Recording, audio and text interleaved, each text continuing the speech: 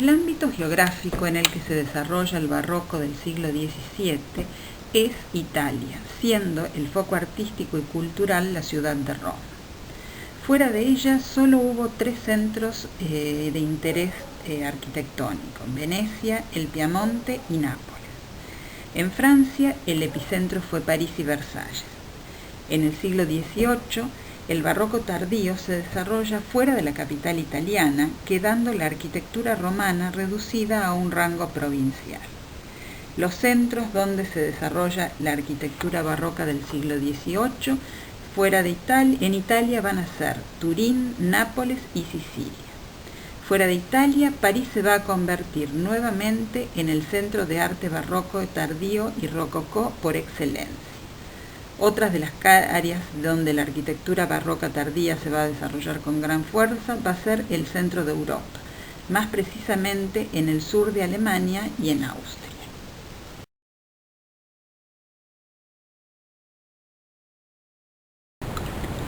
En el siglo XVII aparecen en Europa los estados nacionales y se fijan los límites territoriales.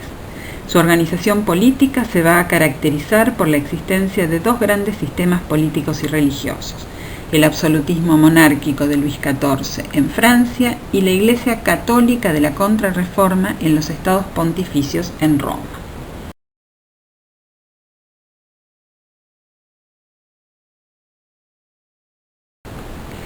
El urbanismo y la arquitectura va a ser la expresión de esos grandes sistemas políticos y religiosos. La ciudad capital barroca va a transformarse en el marco escenográfico para la exhibición de la corte, la nobleza y la burguesía ascendente. Va a ser la expresión de los cambios políticos, sociales y del capitalismo de Estado del siglo XVII. La París medieval se va a transformar con la incorporación de avenidas y plazas reales en la ciudad capital característica del siglo XVII. Otro de los grandes temas va a ser la transformación del Palacio de Versalles en el centro de la vida política y la residencia del rey Luis XIV.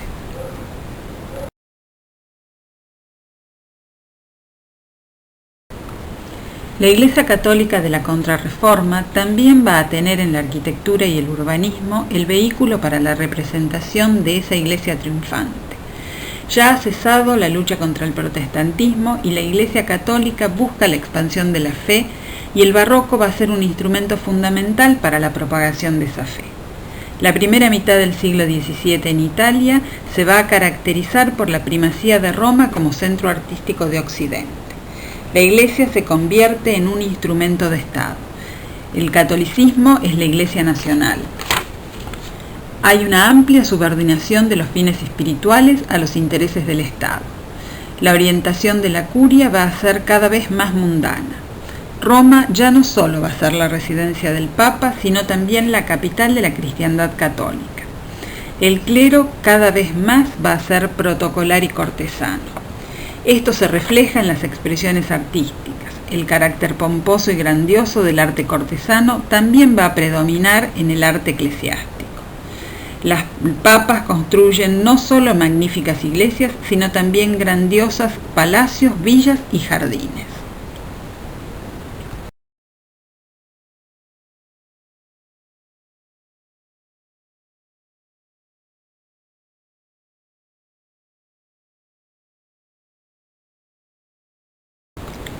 Cuando muere Luis III en 1643, Luis XIV tenía solo 5 años, asumiendo la regencia el cardenal Mazarino. A partir de la muerte de Mazarino en 1661, Luis XIV concentró todo el poder político sobre su persona, gobernando Francia personalmente como un monarca absolutista que gobernaba por derecho divino. Estableció una estructura burocrática de un Estado absolutista con consejos consultivos que ejecutaban sus instrucciones. Estos consejos estaban integrados por hombres de la burguesía y eran completamente dependientes de la persona del rey. La nobleza quedó reducida a desempeñar cargos prestigiosos, pero de carácter ceremonial. La relación de Luis XIV con la Iglesia fue de dominio absoluto, ya que tenía la facultad de nombrar los obispos, consiguiendo de este modo la obediencia del clero. El monarca gobernaba como representante de Dios en la tierra, y La justificación teológica de su derecho divino era precisamente la subordinación que tenía el clero a su persona.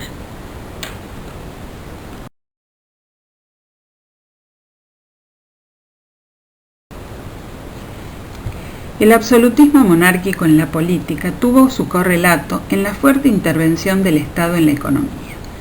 Este conjunto de ideas políticas y económicas, conocidas como mercantilismo o capitalismo de Estado, se desarrollaron a partir del siglo XVI hasta la primera mitad del siglo XVIII. Esta política económica le permitió al Estado absolutista el dominio completo de la economía y una fuerte expansión indispensable para llevar a cabo el programa de obras de arquitectura y urbanismo de este período. ¿En qué consistía el capitalismo de Estado?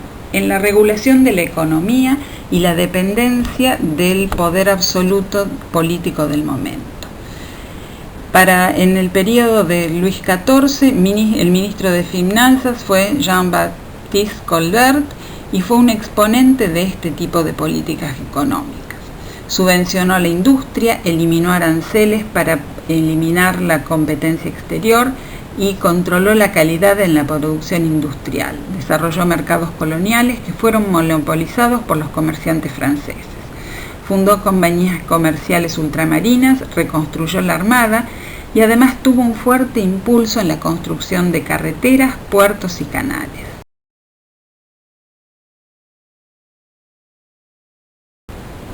En el siglo XVII hay un gran desarrollo de las ciudades que fueron sede de estos sistemas políticos y religiosos, como París, Roma o Londres.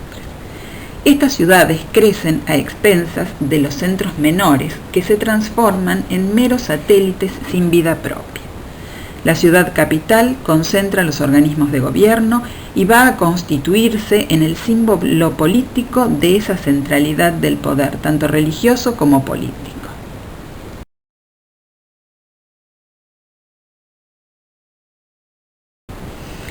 En este siglo hay un cambio importante en la estructuración del territorio, porque como ya se ha dicho, los centros urbanos más pequeños se subordinan a la ciudad capital. Esta adquiere una mayor complejidad funcional con el consiguiente incremento de su población. El territorio se organiza como un sistema donde la ciudad capital es el centro y las ciudades de provincia se subordinan a ella. Esta organización político-administrativa también implica una transformación urbana y arquitectónica de estas ciudades que pasan a expresar su nuevo rol funcional y simbólico a través de grandes obras de arquitectura y cambios en la estructuración urbana de la ciudad.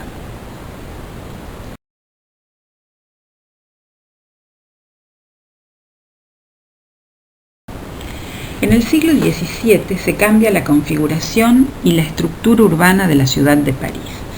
Vemos en la diapositiva dos planos, uno del siglo XVI, donde todavía se mantiene el tejido urbano medieval con una ciudad compacta encerrada entre murallas. En el plano del siglo XVII ya se amplían los límites de la ciudad y se trazan grandes avenidas rectas que conectan con los nuevos barrios.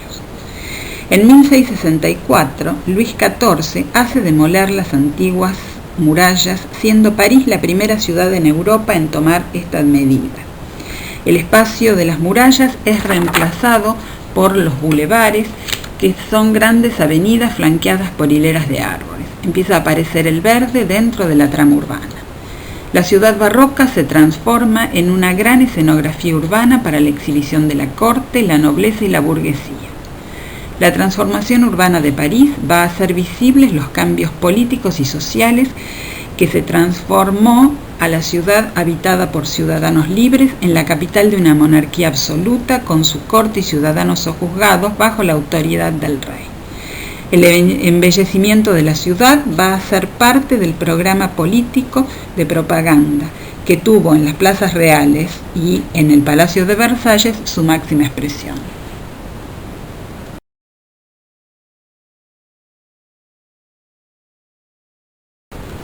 A principios del siglo XVII, Enrique IV dicta el edicto de 1607, que planteaba ya una serie de normas urbanas y que luego se perfeccionan en 1667 con la ordenanza que dicta Luis XIV. El objetivo de esta normativa era lograr que la ciudad medieval de París se transformara en una ciudad moderna y dotarla de normas de higiene y seguridad. ¿Cuáles fueron las normativas que se plantearon para París? Fundamentalmente el mejoramiento de la infraestructura. La dotaron de acueductos, albañales, pavimentación, iluminación y también de vigilancia urbana.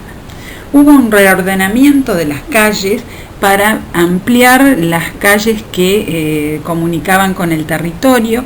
Se diseñaron grandes ejes compositivos con edificios monumentales en espacios verdes, un sistema de plazas reales y calles rectas que se conoció como el Plan en asterisco. También se incorporaron los bulevares para la circulación de carruajes y para el movimiento de tropas militares. Los bulevares eran grandes avenidas rectas de 36 metros de ancho y que contenían 4 carriles franqueados por caminerías peatonales con doble hilera de arbolado a cada lado. Se transformó también el paisaje urbano con el ordenamiento regular de los nuevos barrios de viviendas burguesas, planteando la uniformidad de las fachadas como plano de referencia y de enmarque de las plazas reales.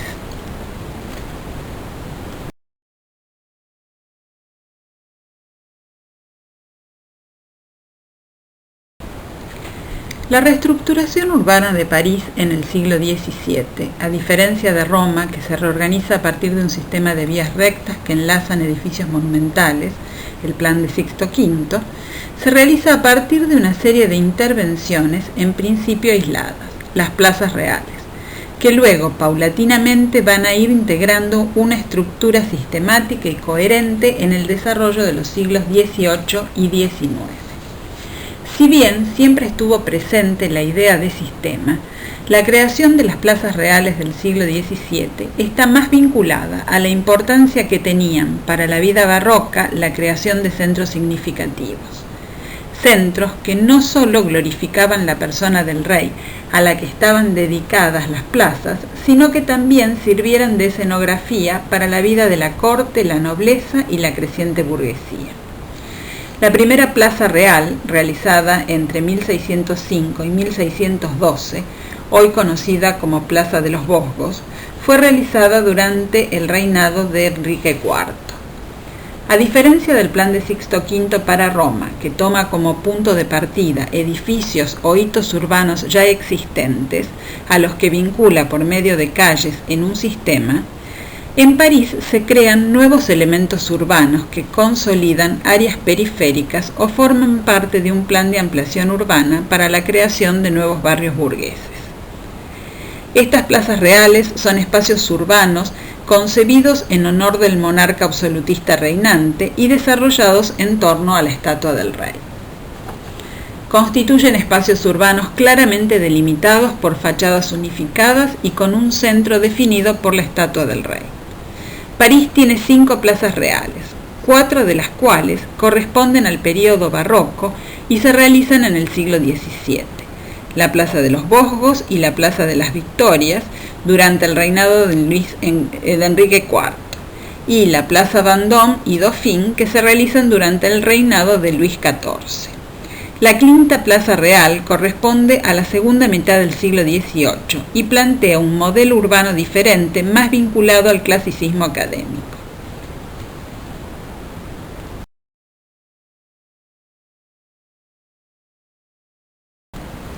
La apertura de las plazas reales, como ya hemos dicho, respondía a la estrategia urbana de crear centros que reorganizaran la trama urbana preexistente y las articularan con las nuevas extensiones de la ciudad.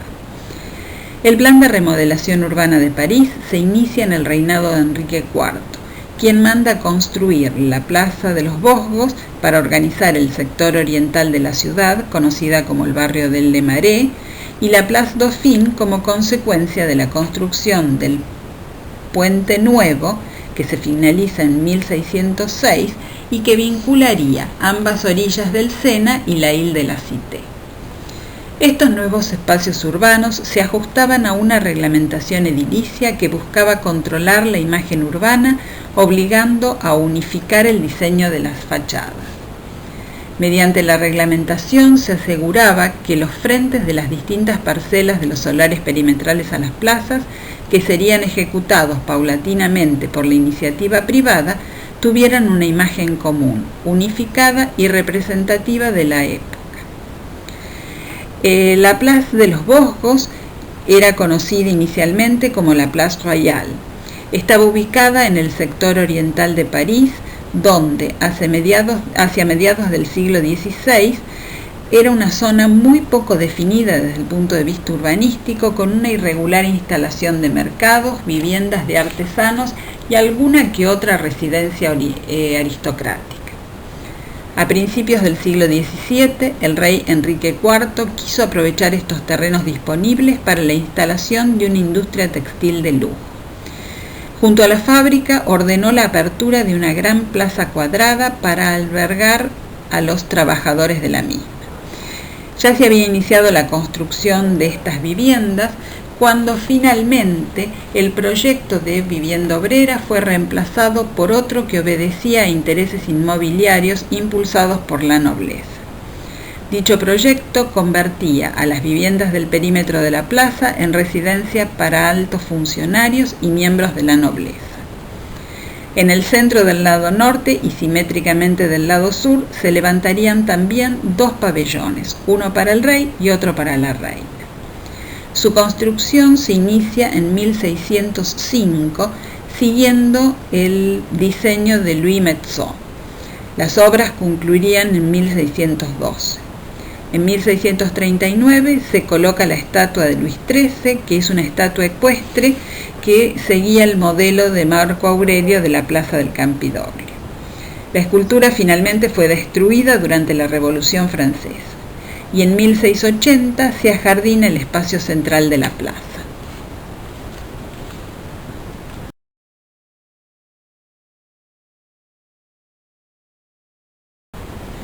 La Place Dauphine está situada en el extremo occidental de la Ile de la Cité. Esta plaza es consecuencia de una de las obras de infraestructura urbana para el mejoramiento de París, la construcción del Pont Neuf, o como también se lo conoce, Puente Nuevo. Dicho puente vincula las dos orillas del Sena y se apoya en el extremo este de la Ile de la Cité. Se inicia la construcción en el reinado de Enrique III en 1578, pero se interrumpe las obras por las guerras de religión y se retoman recién en 1599, ya en el reinado de Enrique IV, finalizándose en 1607. La apertura de este nuevo eje urbano motivó el reordenamiento del extremo insular de la Ile de la Cité. En 1607 comenzaría la configuración de este nuevo espacio urbano, cuya traza estaría dada por el propio terreno, adaptándose en él una gran manzana triangular. La definición arquitectónica de la plaza pretendía conseguir una imagen unitaria de este espacio urbano, por lo cual se consiguió como un espacio residencial con una gran unidad en las fachadas. Actualmente la plaza no conserva su imagen original, ya que en 1874, por sugerencia de Viollet Ledoux, se derribó la base del triángulo para favorecer la vista y representatividad de la fachada posterior del Palacio de Justicia, construido en 1854.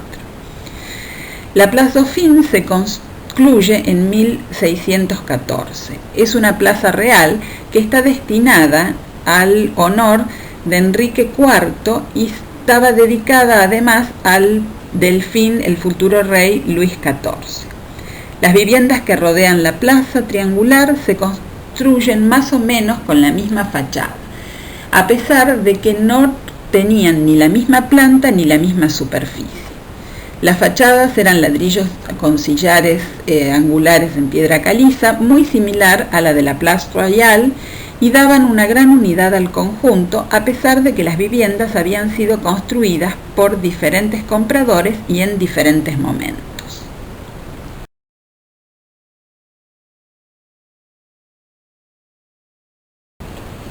En el reinado de Luis XIV se realizan dos plazas reales, la Plaza de las Victorias y la Place Vendôme. En el lugar donde se construye la Plaza de las Victorias existía un antiguo hotel particular que fue demolido con el objetivo de liberar el terreno para reestructurar ese sector de la ciudad existente y lograr una mejor articulación con el nuevo barrio Richelieu. El proyecto que realizara Mansart en 1685 planteaba una plaza real como la de los Vosgos o la Place Dauphine, es decir, un recinto aislado rodeado por viviendas burguesas con una unidad de fachada que reforzaba el carácter cerrado de la plaza y enfatizaba la centralidad focalizada en la estatua del rey. Cuando se construye la Plaza de las Victorias, de 80 metros de diámetro, se va a priorizar el reordenamiento viario de la zona, generando una espacialidad diferente. La plaza ya no es un recinto cerrado, al perforarse las calles la unidad de las fachadas. Si bien se mantiene el diseño unitario de los frentes, como en los casos anteriores, el espacio de la plaza es un espacio centrífugo característico del urbanismo de fines del siglo XVII y de los siglos siguientes, XVIII y XIX, que se materializa en un sistema viario de calles y avenidas estructuradas en asterisco. La estatua original de Luis XIV era un bronce del monarca de pie con una corona de laureles que fue retirado y fundido durante la Revolución Francesa. La estatua actual fue realizada por François Bossio y colocada en 1828.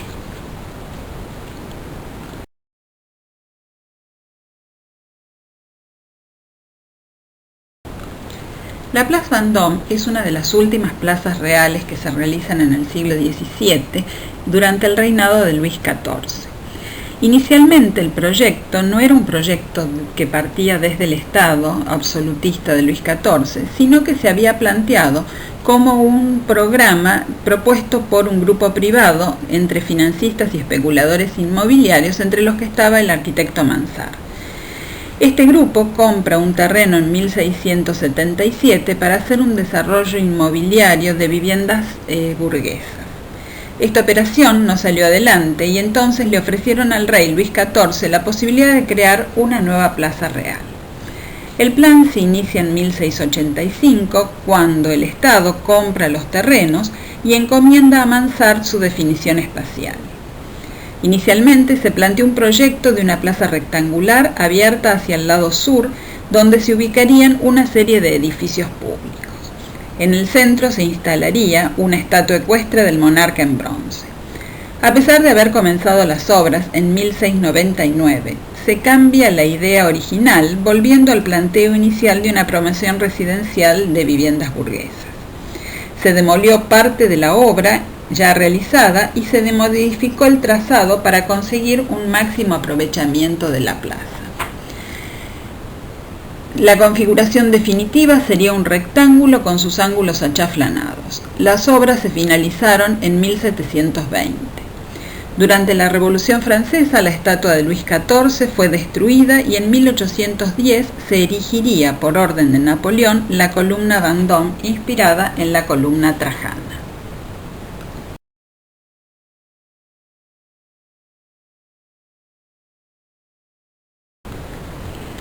Cuando reunimos a las plazas reales en la serie tipológica, vamos a ver cómo, si bien desde lo funcional y especialmente en los aspectos simbólicos hay un patrón común entre estos cuatro ejemplos, desde lo formal tienen rasgos similares y otros que los diferencian. La espacialidad de las plazas de los Vosgos y Vendôme se caracterizan por ser recintos cerrados, centrípetos, organizados y focalizados en la estatua del rey. Y en el caso de la Place Vendôme, actualmente en la columna conmemorativa. La Place Dauphine, si bien es un recinto cerrado por su forma triangular y por la ubicación de la estatua del rey en el vértice sobre el puente nuevo, constituye un espacio tensionado y focalizado hacia dicho vértice. La Plaza de las Victorias es la más diferente espacialmente, ya que no es un recinto cerrado, a pesar que mantiene la unidad de las fachadas que la circunscriben. Es un espacio centrífugo que constituye un nodo en el sistema viario, y la estatua del rey ya no es el centro de un espacio cerrado, sino que se convierte en un hito de ese sistema urbano. Formalmente, las fachadas unificadas constituyen una característica común a todas las plazas.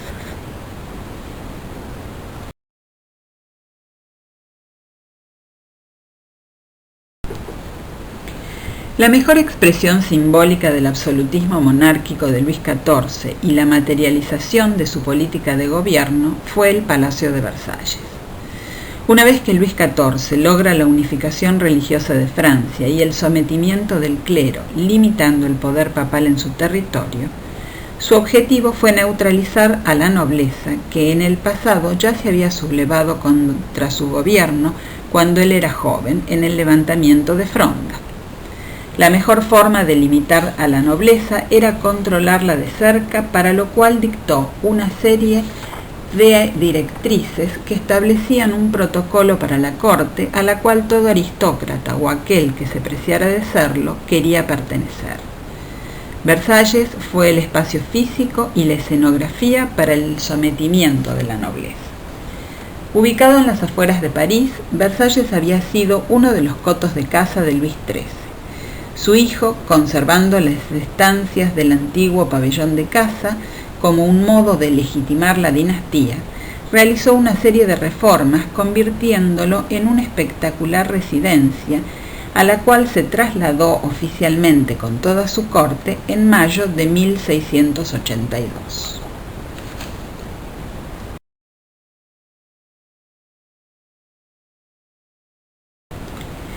El Palacio de Versalles no solo va a ser la residencia del monarca absolutista y su corte, sino que también va a transformar paisajísticamente el territorio circundante. El antecedente de Versalles es el castillo de Vaux-le-Vicomte, que el arquitecto Le Beau construyera para Fouquet, ministro de Luis XIV. En 1661, el monarca solicita a Le Beau que amplíe el pabellón de caza de Luis XIII, conservando la antigua construcción. Le Beau envuelve el viejo castillo con un nuevo edificio que deja libre el primitivo patio de acceso. El resultado es un gran bloque casi cuadrado con dos alas formando un profundo cordonner o patio de honor al ingreso. A partir de 1668, Le Beau inicia la gran ampliación del Palacio de Versalles para convertirla en sede de la corte y de la administración de gobierno de Francia. A partir de 1678, el arquitecto de Versalles sería Jules Ardoin Mansart, quien se encargaría de continuar la gran ampliación del palacio.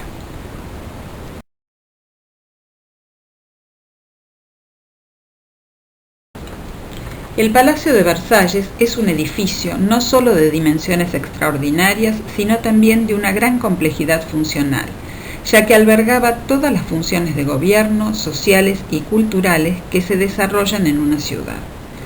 A partir de 1682, Versalles se convierte en la sede oficial de gobierno. Todos los cambios de la estructura política o familiar de la monarquía absoluta se manifiestan en los distintos espacios del palacio, que va a ser el escenario de la vida política y privada de la monarquía, su corte, la burguesía encargada de la administración del Estado. El Palacio de Versalles no solo responde al programa funcional de la monarquía y su corte, sino que también tiene una alta carga simbólica, ya que es la expresión de la autoridad del rey y la propaganda del Estado absolutista. El edificio integra un sistema conformado por el palacio, el parque y la ciudad de Versalles, que crece y se organiza urbanamente a partir de él, ya que se estructura como un centro de servicios que vive de y para el palacio.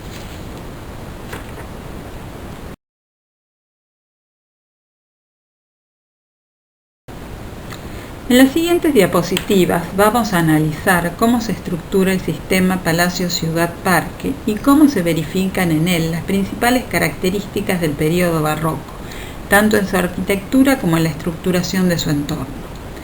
El edificio del palacio articula y a la vez separa el ámbito privado del rey y su corte, que se desarrolla en el palacio propiamente dicho y en los jardines, del ámbito público, al que se vincula mediante el patio de honor que se abre hacia la ciudad de Versalles. En él confluye un tridente de calles cuyo centro compositivo es la habitación del rey, en coincidencia también con el eje que organiza los jardines.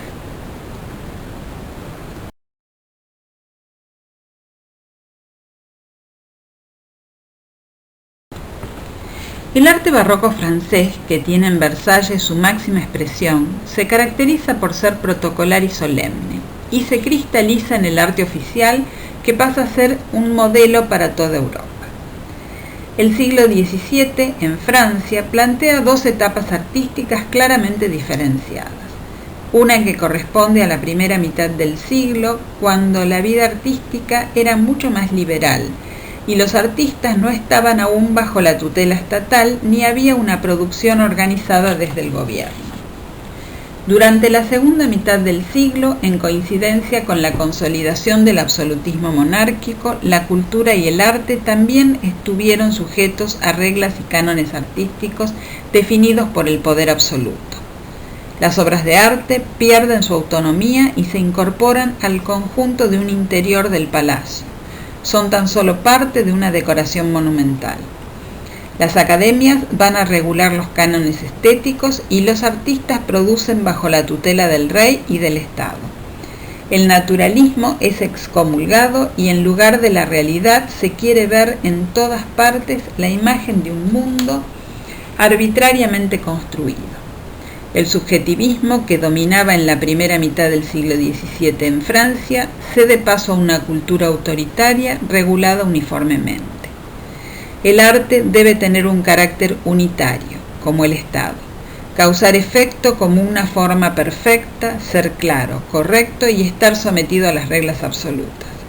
El arte no es más que un medio para el gobierno del Estado con una función especial, realzar el prestigio del monarca. En los interiores de Versalles, como vemos en esta diapositiva, se ve claramente estas características del barroco francés. Hay un claro ordenamiento de los límites del espacio con la incorporación de elementos clásicos y referencias permanentes a la figura del rey. Todos los elementos artísticos están pensados en función de un discurso implícito en las imágenes que tienen como objetivo persuadir como una forma de dominación del rey hacia sus súbditos. Cada uno de los espacios del palacio, por ejemplo, la capilla, el teatro o los mismos aposentos de los monarcas, están pensados en función de ese concepto de propaganda política y espectáculo, donde el palacio es la escenografía.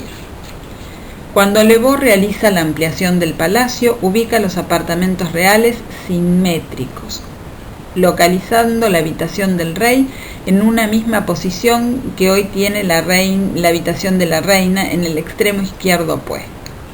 En 1701, Mansart traslada la habitación del rey al centro mismo de la composición y en coincidencia con el eje que domina el conjunto del palacio y el parque, alcanzando así la máxima expresión simbólica del control y dominio absoluto del monarca.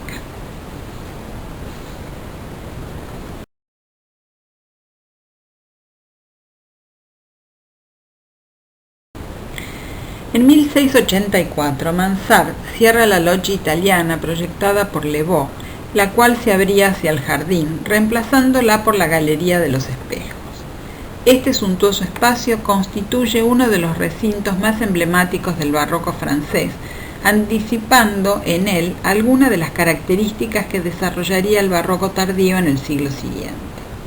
Este espacio posee una fuerte tensión longitudinal, acompañada por la bóveda de cañón corrido, decorada por Charles Lebrun, en la que representaba imágenes del reinado de Luis XIV. Hacia el jardín, una sucesión de puertas acristaladas, las cuales se conocen con el nombre de ventanas francesas, sistematizan la pared y la abren hacia el parque. Enfrentados simétricamente a cada ventana se corresponde un espejo que refleja la luz y desmaterializa el límite. Ambos costados de la Galería de los Espejos se encuentran los salones de la Guerra y de la Paz.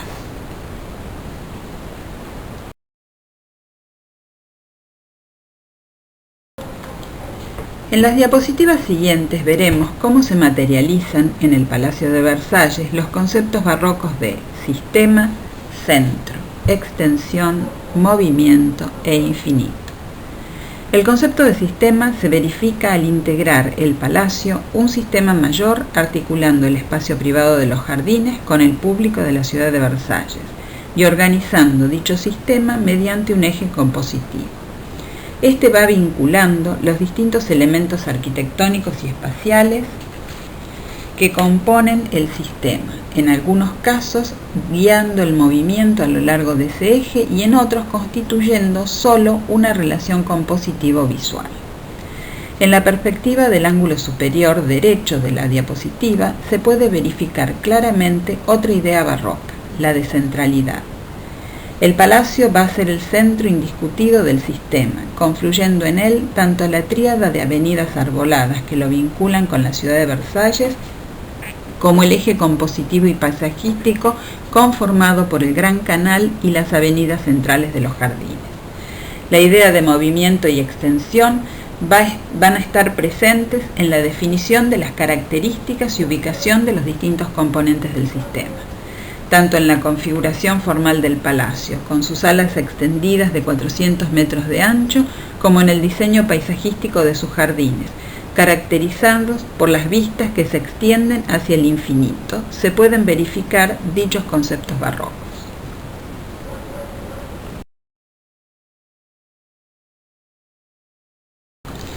El jardín de Versalles va a ser la expresión más acabada del jardín barroco francés, que será el modelo paisajístico de los principales parques de los palacios europeos del siglo XVIII. En el diseño paisajístico de Versalles se combinaron diversos factores como el aprovechamiento de las condiciones del terreno y los recursos de la hidráulica del siglo XVII, que posibilitaron la construcción de las distintas fuentes, espejos de agua y del Gran Canal como elemento compositivo esencial del conjunto. El manejo del agua fue un elemento determinante en el diseño de la gran perspectiva abierta visualmente hacia el horizonte, que materializaría el concepto barroco del espacio sistematizado en expansión al infinito. En el diseño de las caminerías de los jardines aparece otro concepto recurrente del diseño urbano barroco y barroco tardío, que ya habíamos visto en la Plaza Real de las Victorias.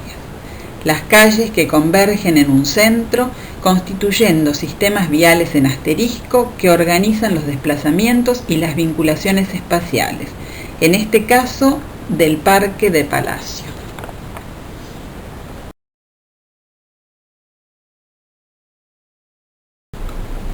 El Gran Canal fue el elemento estructurante más importante de la composición paisajística de los jardines de Versalles.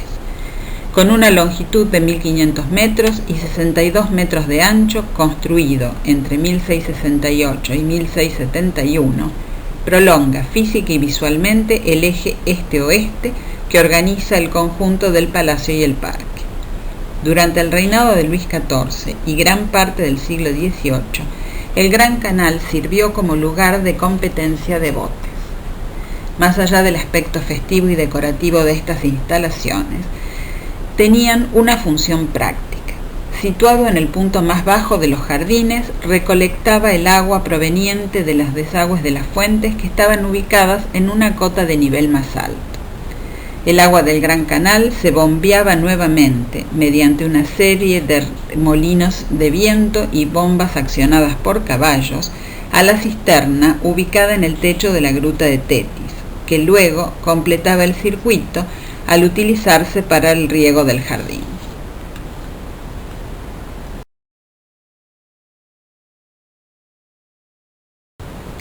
El manejo de la vegetación en el jardín de Versalles también va a ser la expresión de los conceptos barrocos del siglo XVII, donde la ciencia y el arte buscaban la sistematización del mundo natural, siendo claramente el hombre quien lo dominaba.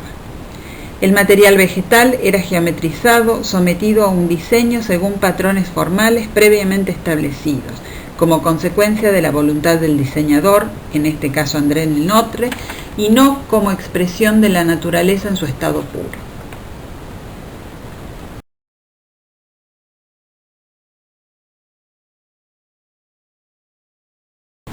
Versalles va a ser el modelo formal, funcional y cultural de las monarquías ilustradas europeas del siglo XVIII. Si bien estas monarquías difieren conceptualmente del gobierno absolutista francés del siglo XVII, ya que su autoridad no se fundamenta en el derecho divino, sino en las ideas de la Ilustración y la razón, Culturalmente replican las convenciones sociales, el arte, la literatura y hasta el idioma de la monarquía francesa. En consecuencia, van a tener en Versalles su máximo referente, aun cuando incorporen en su diseño elementos decorativos del barroco tardío y del rococó. En cuanto a la relación con el paisaje, los palacios del siglo XVIII mantienen las características de los jardines del siglo XVII: ordenamiento geométrico, palacio como foco del sistema y el eje longitudinal dominante, pero empieza a observarse un cambio en la concepción de la naturaleza. Los esquemas formales de los jardines se simplifican, incorporándose en algunos sectores la vegetación en estado natural.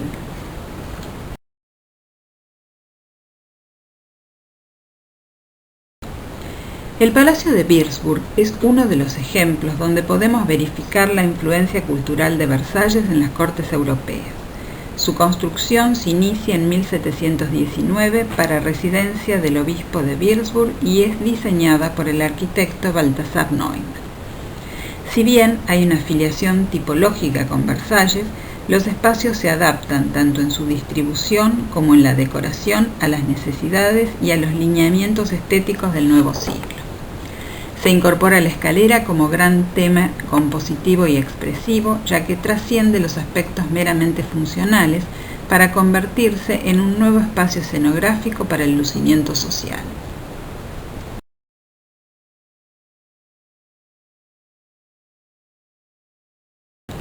Si bien tipológicamente el Palacio de Würzburg no incorpora grandes novedades con respecto al modelo de Versalles, ya que se desarrolla en forma de U alrededor del Cour-d'Honneur y se organiza compositivamente con dos ejes, uno principal coincidente con la sala del trono y que se prolonga en los jardines, y otro secundario transversal, plantea una mejor distribución funcional de los espacios. Estos se disponen en apartamentos dobles, independizando las circulaciones y logrando mejores condiciones ambientales al distribuirse alrededor de 4 patios interiores.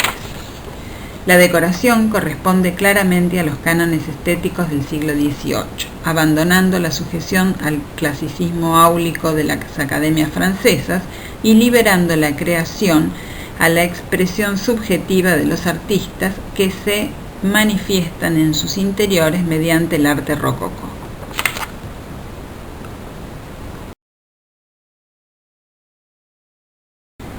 En la serie tipológica del Palacio Parque, Versalles va a ser el modelo que luego evoluciona con similitudes y diferencias, tanto formales como funcionales, en los distintos palacios de las cortes europeas, respondiendo en cada caso a las particularidades de los contextos culturales y políticos en los que se desarrollan.